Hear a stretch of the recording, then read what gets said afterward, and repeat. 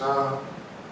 स्त्री जगति नहीं कश्चित त्वमृते यस्य पिता।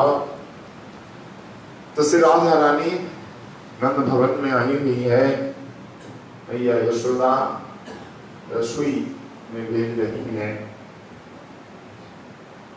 समझा बुझा करके, हे बेटी गांधी, तुम अत्यंत ही प्रयत्न के साथ गोपाल के लिए 3 प्रकार की मिठाइयां विशेष करके बनाओ।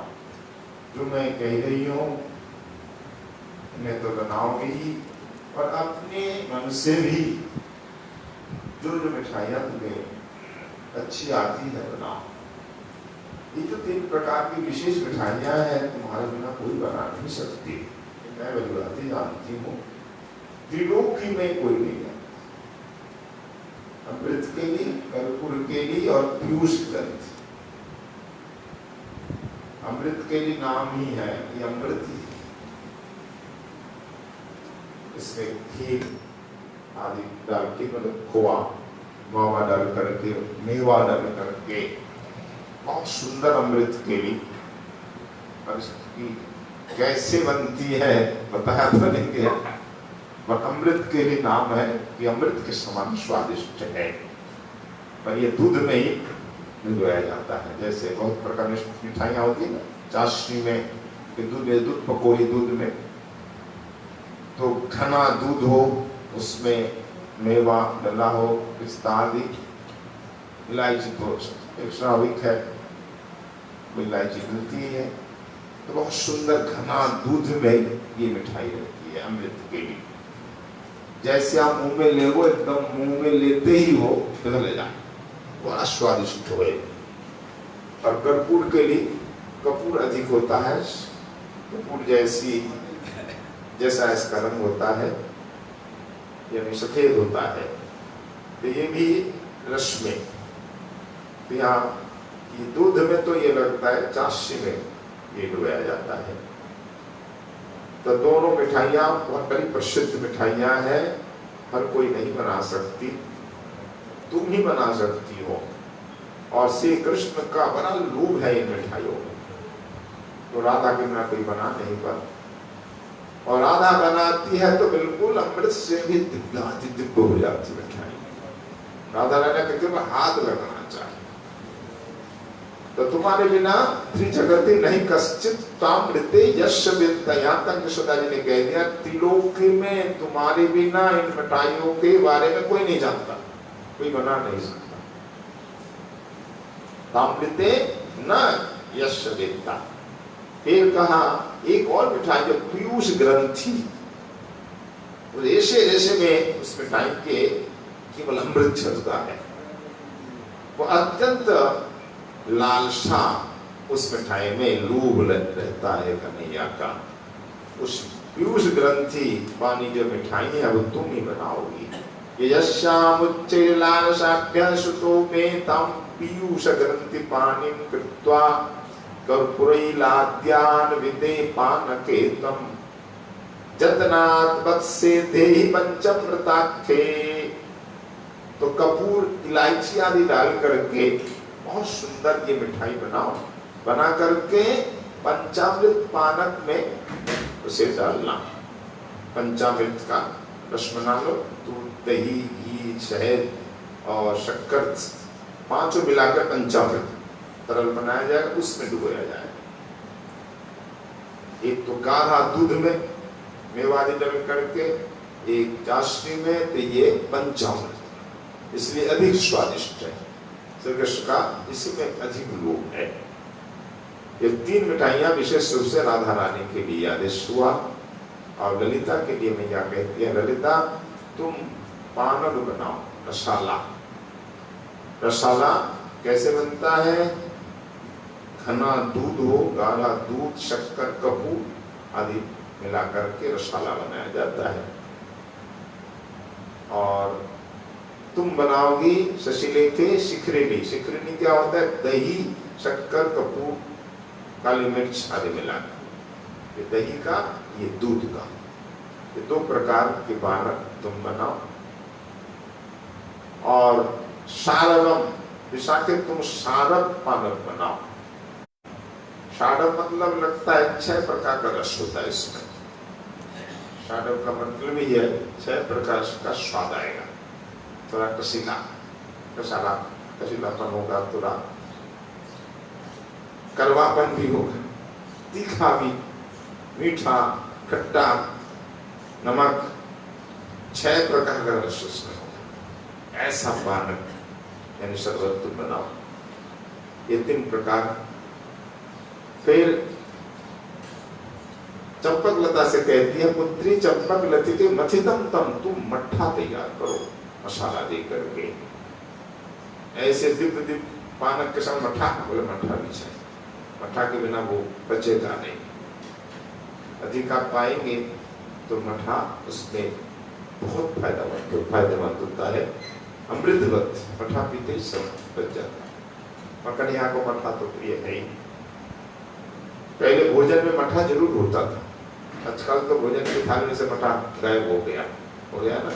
पहले भोजन की थाली में मट्ठा जरूर होता था, प्राचीन काल से ये हम शास्त्रों में देखते हैं। और मट्ठा पियोगे तो शरीर आपका स्वस्थ रहेगा और पाचन शक्ति भी बढ़ेगी। फिर तुंग विद्या के लिए आदेश है, कल यहाँ तक हो चुका था, अभी 45वां श्लोक से आज होना चाहिए। तद भेदान आमीक्षांतम पुत्री संसाध्य तस्यास्तद्द्रव्यै योग पाक प्रभेदहि तत्तद भेदान तुंग विद्ये विधेहि तमस्संडी पानकान्यम चित्रे। तो तुंग विद्या के लिए कहती है, बेटी तुम दूध को गर्म करके उसमें खटाई डाल करके फाड़ लो, छेना तैयार करो और छेने की मिठाइयाँ तुमको बनानी। तुम विद्या को अच्छी आती थी। छेने की मिठाइयाँ आजकल बहुत चलने लगी है। पहले ब्रिज में छेने की मिठाई नहीं मिलती थी और छेना दूध फाड़ना अच्छा नहीं माना जाता था, इसलिए लोग बनाते ही नहीं। पर आजकल लोगों की रुचि छेने की मिठाई में होने के कारण हर दुकान में अब मिलते लगी। छेने की मिठाइयाँ पहले हमने देखा है कि 2-3 दुकान में कोई बंगाली मिठाई की दुकान हो और बंगालियों की दुकान, उन दुकानों में ही छेने की मिठाई हमें जैसे तांगे अड्डे में एक बिहारी जी के सामने 2-3, ज्यादा नहीं। पहले और भी दुकान थी, वो दुकान तो नष्ट हो गई, मतलब बंद हो गई।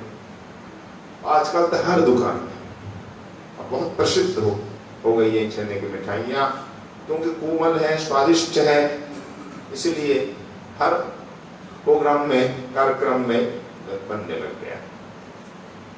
तो छेने की मिठाइयाँ पहले भी बनती थी, इसका प्रमाण हम देख रहे हैं, ग्रंथ में है। ये ग्रंथ तो 400 से ऊपर, चैतन्य चरितामृत से पहले ये ग्रंथ लिखे गए, तो 450 वर्ष पूर्व भी छेने की मिठाइयाँ बनती थी।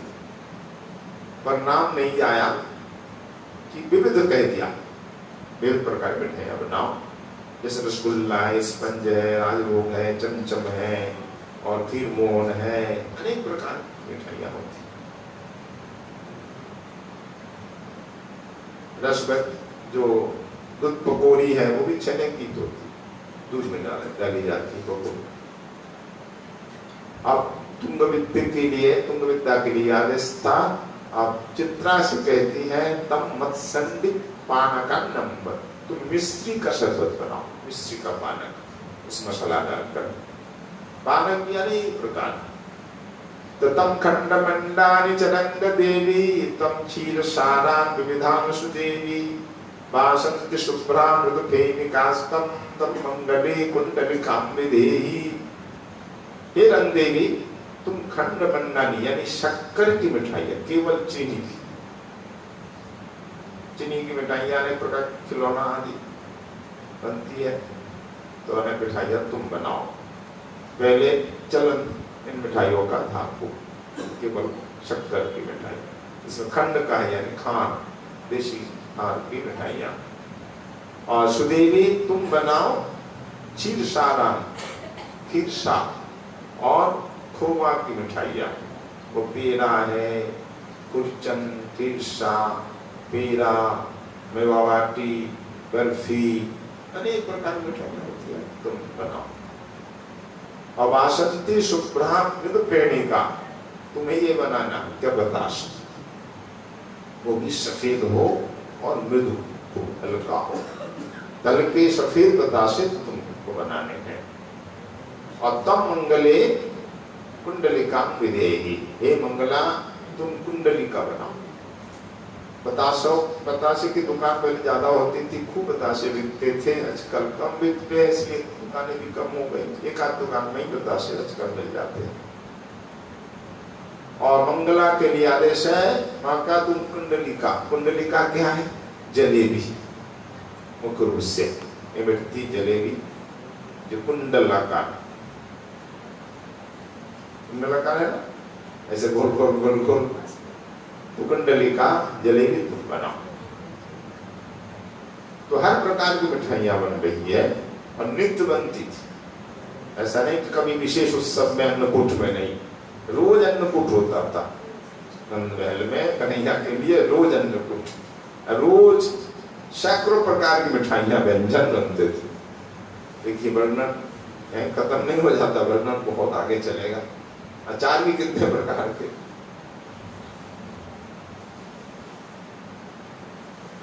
अब कादम्बरी के लिए आदेश है, कादम्बरी तम कुरु चंद्रकांति, स्तम्लाशिके तंडुलचूर्ण पिंडी, तम शस्कुली कौमदी भूरि भेदा, स्तमिंदु पिंडानि मदाल शंभा। एक कादम्बरी तुम क्या बनाओगी? तुम चंद्रकांति मिठाई करो, चंद्रमा की जैसी कांति हो। चंद्रकांति नाम से मिठाई बनती है, चंद्रकला के नाम से तो मिल जाती। ती मिठाई तुम बनाओ। और लाश के तुम तंडुल चूर्ण पिंड, यानी चावल को घी में भून लो, फिर चूर कर लो, करके शर्करा दे के लड्डू बनाओ। चावल के लड्डू पहले बनते थे, आजकल नहीं बनते, उधर बनती हो बंगाल उड़ीसा में। और शस्कुली कोमदी तुम बनाओ, शस्कुली यानी गुजिया, तरह तरह की गुजिया। और तम इंदु पिंडानी मदालस्यम, वही मदालस्य तुम बनाओ चंद्रमा के आकार, चंद्र कलश, यही नाम इसका नाम है, चंद्रमा के आकार सफेद सफेद मिठाइयां जो कन्हैया को प्रिय है। ये तो मिठाइयाँ बहुत प्रकार की हुई, और चने की, खोआ की, शक्कर की मिठाइयाँ, तरह तरह की मिठाइयाँ बनी। अब शशिमुखी से मैया कहती है, शशिमुखी बटकानि तम विधेहि प्रयत्नात्, दधिवटक मुखानि प्राज्य माधुर्य भांजी, प्रणय सुखम सुमुखी रम्या शर्करा पट्टिकास्तम, मणिमति बहुभेदांस्तंच मिष्टान्न कूपान। अब यह कादम्बरी शशिमुखी से कहती है, तुम बटकानी, एक रसोई नहीं अनेक रसोई घर, अलग अलग रसोई घर में सखियां बना रही है। जैसे अन्नकूट में क्या एक रसोई में बनते हैं सब व्यंजन नहीं, कई रसोई घर होते हैं, कई रसोइया बनाते हैं, चूल्हा भी 8-10 होते हैं, कोई ज्यादा भी होते हैं।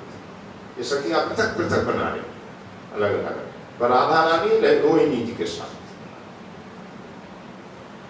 तो शशिमुखी तुम बटकानी, तरह तरह के बड़े बनाओ, दही बड़ा उसमें मुख्य हो।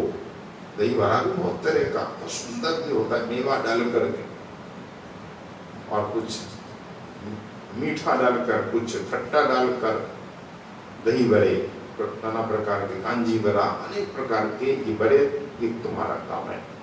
और शशिमुखी अच्छा जानती थी। तरह तरह की पकौड़ी, पकौड़ा, बड़े, ये सब तुम बनाओ।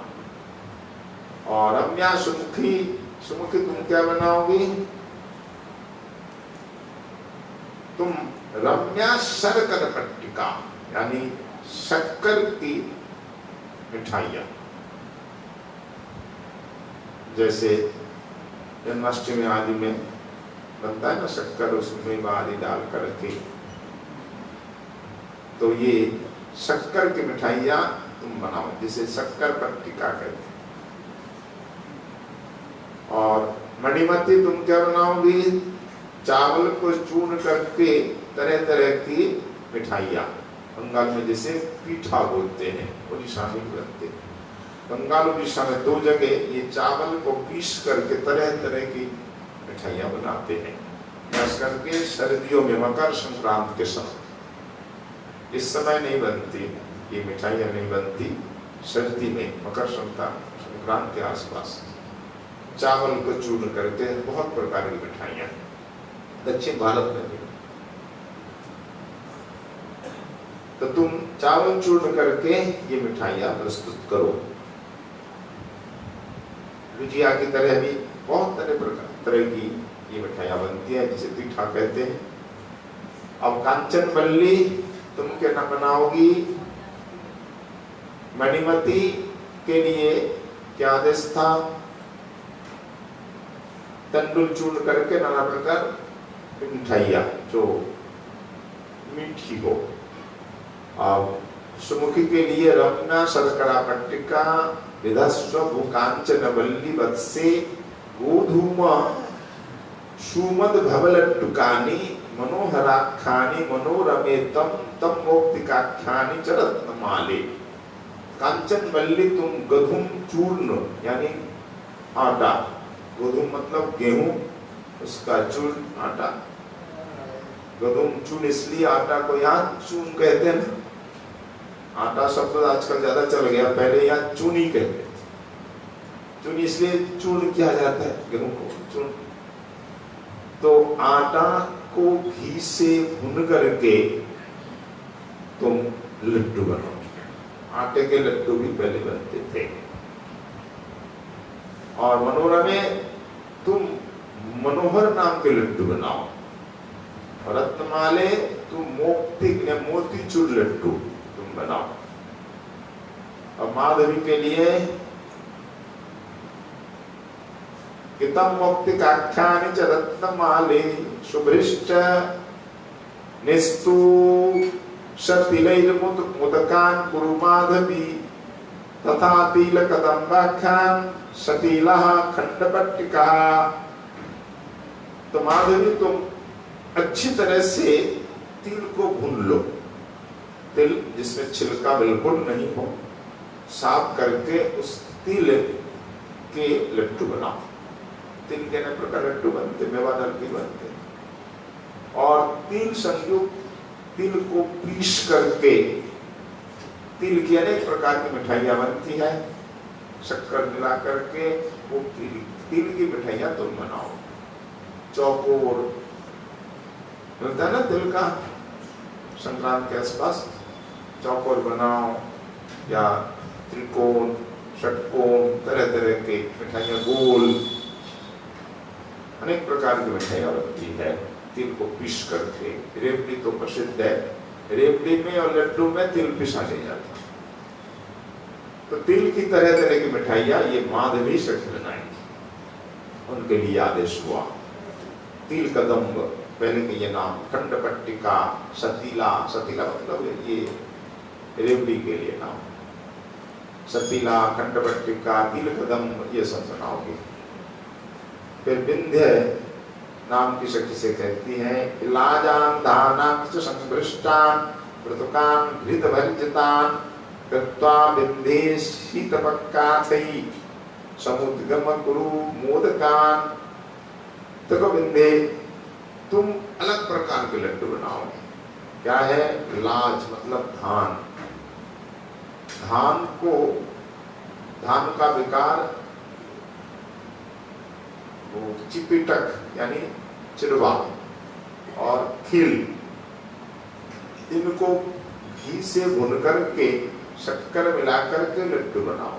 खील के और चिड़वा के लड्डू बनते, भून लो चिड़वा को, ऐसे करो, या घी से तो और अच्छा होगा। उसमें गुड़, चीनी के अलग अलग हो सकते हैं, गुड़ का अच्छा लगता है। उसमें आप मिर्च आदि डाल दो, मिर्च मतलब काली मिर्च, जीरा डाल करके बहुत सुंदर चिड़वा के लड्डू बनते हैं। बंगाल में बोलते मुआ, चिड़वा के लड्डू। और खील के लड्डू, उखरा, बंगाली नहीं, उड़ीसा पूरे दक्षिण भारत में ये खील के ये व्यंजन बनते हैं। खील का उखरा पसंद है ना, तो उड़ीसा से एक बार कौन लाए थे, और दक्षिण भारत से नरसिंह मंदिर है कहीं पाना, नरसिंह से लाए थे। तो खील के बहुत सुंदर बना हुआ, गुड़ का बना, उसमें नारियल डाला, ऊपर से नारियल की गिरी डाल दी अलग अलग करके, घी से भून करके, तो स्वादिष्ट बनता है। तो खील के और चिड़वे के ये सो लड्डू आदि मिठाइयाँ तुमको बनाना है। वृंदा जानती है इसलिए उनके लिए अलग व्यवस्था हुई। और मूंग के लड्डू भी बनाने, वृंदा जी के लिए कह दिया कि समुद्गम कुरु मोदकान, समुद्ग यानी मूंग की दाल, मूंग की दाल को पीस करके मूंग के लड्डू, मूंग का हलवा पहले खूब बनते थे, आजकल कम बनते हैं। तो मूंग के लड्डू बड़े स्वादिष्ट होते हैं, ये तुम बनाओ। तो लड्डू के दो नाम है, मोदक भी और लड्डू भी, संस्कृत में दो नाम आते हैं। तो मोदक से बंगाल में मुआ शब्द चल गया, लड्डू का लड्डू ही नहीं चलता। अब सत्तू भी देखिए, हर वस्तु है, सत्तू भी है। तो रंभा के लिए कह रही है, रंभे करंभम कुरुषात कुंभा कुंड्याम सुरंभा फल शर्करातई निष्पिट्ट पक्राम्र रसम मनुके सीता घन क्षीर क्षीर युतम विदेहि। हे रंभे, रंभा नाम की सखी, अनेक सखियों का नाम आप देख रहे हैं। जो 8 सखी, 8 सखियों के 64 सखी, उनसे भी अलग सखियों के नाम। रंभे, तुम सोने के पात्र में सत्तू बनाओ। लगता है सोने के पात्र बनाने से अलग ही स्वाद होता है। तो स्वर्ण पात्र में केला, केला स्वर्ण पात्र में ठीक रहता है, और पात्र में केला और रखोगे अधिक देर तक केला ठीक रहता नहीं है। आजकल के वैद्य भी बोलते हैं कि केला छिलका हटा दिया आपने, वो केला अधिक देर तक रखेंगे तो बीमारियां हो सकती है, संभावना रहती है। केला को छिलका से हटाते तुरंत भोग लगे और प्रसाद ले लो। और हमारे यहाँ तो केला भोग लगा है, कब 2-3-4 घंटे बाद भी बाहर, कोई दूसरे दिन भी बाहर, इसलिए बीमारी पड़ जाते हैं। अगर प्रसाद की निष्ठा से पाते हैं, अधिक श्रद्धा उनकी अधिक है तो कुछ नहीं होता, श्रद्धा पर भी निर्भर करता है। ये भक्ति का क्षेत्र है, ऐसा नहीं कि वस्तु का विकार आपको होगा ही, अगर श्रद्धा है तो नहीं हो, बिल्कुल नहीं। तो प्रसाद है, भक्ति से बढ़कर कुछ नहीं है, उससे मन में एक बल होता है। अरे हम प्रसाद दे रहे हैं, भले ही वो सड़ गया हो, भले ही बासी हो, क्या कुछ नहीं होगा, मन में ताकत शक्ति होनी चाहिए, मनोबल होना चाहिए।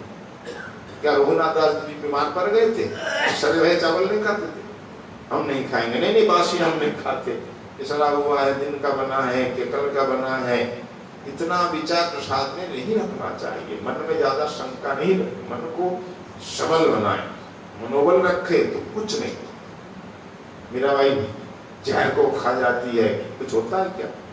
कुछ नहीं। रघुनाथ गोसाई जी सड़े महाप्रसाद खाते थे, क्या भक्ति है इसलिए, मनोबल है इसलिए। हमारे यहाँ संत लोग पहले मधुपुरी लाते थे, रोज नहीं जा पाते, रोटियां रख देते, उसी को खाते 2 दिन 3 दिन चलता। नंदगांव में एक संत थे, आज तो अनेक प्रकार के तर्क देंगे, नहीं बासी नहीं खाना चाहिए, इतने घंटे बाद नहीं खाना चाहिए, बीमार पड़ेंगे, वो तरह तरह की बात करते हैं। पर संत भक्त लोग बासी खाते थे, क्या होता था उनको? कुछ नहीं होता था। यहाँ तक कि मैनों की रोटी, नंदगांव के बाबा थे, नंदगांव में यात्रा जाती थी, हर साल जाती है ना 84 कोष की, यहाँ प्राचीन काल से 84 कोष की यात्रा जन्माष्टमी बाद से शुरू होती। लोग सावन में आते हैं, सावन का मेला ही विश्व प्रसिद्ध है। हमारे ब्रिज का सर्वश्रेष्ठ मेला सावन का है, सबसे बृहद है, 40 दिन का मेला चलता है। तो सावन मेला में श्रद्धालु आते हैं, तो जन्माष्टमी करके फिर पर यात्रा निकलती है। 500 वर्ष से ये परंपरा चली है।